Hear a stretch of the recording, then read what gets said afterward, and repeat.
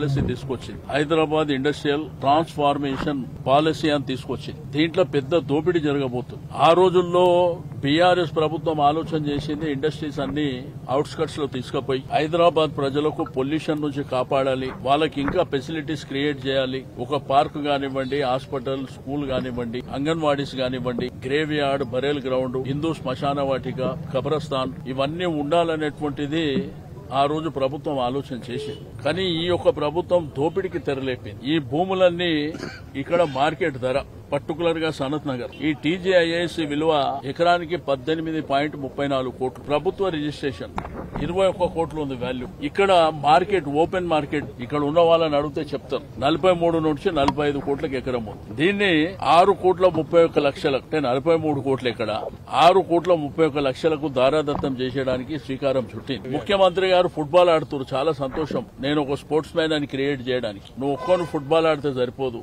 లక్షలాది మంది పిల్లలు క్రీడా పట్ల, స్పోర్ట్స్ పట్ల వాళ్ళకి ఇంట్రెస్ట్ ఉంది. మరి ఆ పిల్లలకు గ్రౌండ్లు కావాలంటే ఈ 9,292 ఎకరాల నుంచి 50% ఇవ్వండి. ఇప్పుడు ఈ ఇండస్ట్రీస్ కూడా లీజ్కొచ్చినటువంటి ఇండస్ట్రీస్ ఇవన్నీ. దీన్ని ఏం చేసిరంటే ఇప్పుడున్న మార్కెట్ వాల్యూకు అంటే 45 కోట్ల రూపాయలు ఉన్న ఎకరానికి ఇక్కడ 6 కోట్లకు ఇచ్చేసి ఆ తర్వాత ఆయన ఇండస్ట్రీ తీసి రియల్ ఎస్టేట్ చేసుకోవచ్చు, కమర్షియల్ చేసుకోవచ్చు, ఆయన ఇష్టానుసారం భూమిని చేసుకోవచ్చు. దాంట్లో పనిచేసే కార్మికులు ఏమవుతారు? ఈ ఆలోచన ఏమన్నా ప్రభుత్వానికి ఉందా? అయినా ఇంత హరీబరీగా జీవో ఇచ్చి మీరు 2 నెలల కాలం 3 నెలల కాలంలో చేయాలనేటువంటి తొందర మీకేమొచ్చింది? ఈ రోజు గ్రేటర్ హైదరాబాద్ లో 1,50,00,000 మంది తెలంగాణ వాస్తవ్యులే కాకుండా ఇతర రాష్ట్రాలు, ఇతర దేశాల నుంచి కూడా నివాసం ఉంటున్నారు. వాళ్ళ అవసరాలు ఏంది? వాళ్ళకి కావాల్సింది ఏంది? హాస్పిటల్ లేదు, ప్రాపర్ గా స్కూల్ బిల్డింగ్లు లేవు, అంగన్వాడీలు లేవు, బొందలగడ్డ లేదు, గ్రేవ్ యార్డ్ లేదు, బరేల్ గ్రౌండ్ లేదు. కేసీఆర్ గారు డబుల్ బెడ్రూమ్ ఇంట్లో హైదరాబాద్ నివసిస్తున్న వాళ్ళకి కట్టాలంటే అవుట్స్కట్స్ లో పోయి కట్టినాం మేము. పుల్లూరు గాని, మేడ్చల్ గాని, మహేశ్వరం గాని వేరే వేరే ప్రాంతాలలో హైదరాబాద్ లో నివాసం ఉంటున్న పేదవాళ్ల కోసం మేము కట్టినాం ఇక్కడ జాగలేక. కానీ మీరు అప్పనంగా ఈ భూములను దారదత్తం చేయాలనేటువంటి దీని వెనుక ఎంత పెద్ద భారీ కుట్ర ఉంది, భారీ కుంభకోణం ఉందో ప్రజలందరికీ తెలుస్తుంది. మేం ప్రజల పక్షాన పోరాటం చేస్తున్నాం. ఈ 9,292 ఎకరాలు ఎంతమందికి ఉపయోగపడుతుంది? ఆ ఉన్న ఇండస్ట్రీ 200 మందికి ఉపయోగపడుతుంది. కానీ ఇక్కడ ఉన్న జనాభా ఎంత? 1,50,00,000 మంది. భూమాయ, భూ దోపిడీ భారీ ఎత్తున జరుగుతుంది. ఎవరికి కట్టబెట్టడానికి, అప్పనంగా ఇది అమ్ముకోవడానికి నీకు రైట్ ఎవరిచ్చారు? ఈ రోజు ప్రజాప్రభుత్వం అంటే ఇదేనా?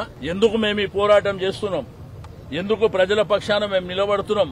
మీరు కూడా ఆలోచన చేయండి.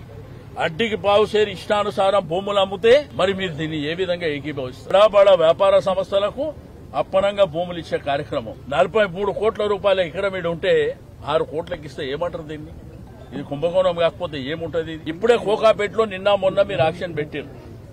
137 కోట్లకు ఎకరం చొప్పున అమ్ముతున్నారు. మరి దీంట్లో వాల్యూ కూడా అంతే ఉంటది కదా? ఎందుకు మీకు తొందర? మీరు చేసే మోసం, మీరు చేసే భూదోపిడికి మీరు వివరణ ఇవ్వండి. మీ ఇష్టానుసారం ప్రజలకు ఉన్నటువంటి భూమిని, ప్రజల ఆస్తిని మీరు దోపిడీ చేస్తామంటే మాత్రం ఎట్టి పరిస్థితుల్లో మిమ్మల్ని వదిలిపెట్టే సమస్య లేదు. ఎంతవరకైనా పోరాటం చేస్తాం.